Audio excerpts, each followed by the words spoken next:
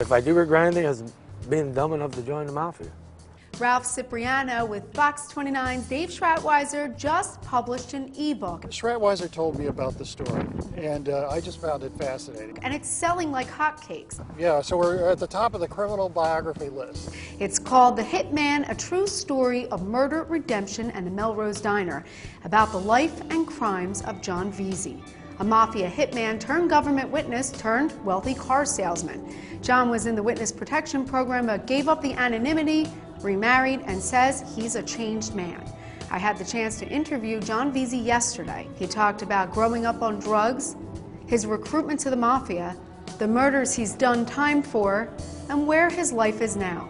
I think that Ralph did a really good job. I do too. We spent about 2 years working on it. Some parts were really hard to go over. I mean, reading over and over and over again. I never grew up saying, "Oh, I want to be in a mob." I grew up robbing them.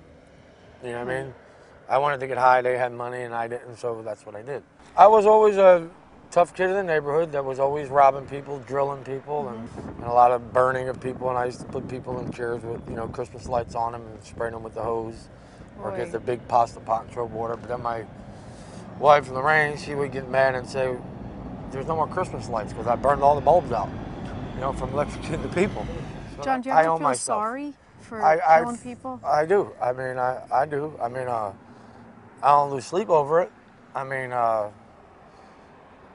if I can take back anything, I would take back killing Baldino, because I argued the point that night, and I argued it the week before. I didn't think he should have died. But, as I said, I know it sounds cruel. I wasn't going to get killed for not killing him. Yeah. So Joe Merlino's out. He's in Florida. Yeah, that's funny. I'm back in Philly. He ain't, huh? Who's more scared now? He's not going to get a movie deal. All right. Number two is he's not allowed back in Philly. They don't want him back because they've seen all the greed and things he did. Do you think that with the upcoming racketeering trial now, do you think that they would try to bring you back? To testify? Yeah. I would never testify. I don't like the government. I didn't make friends with the government.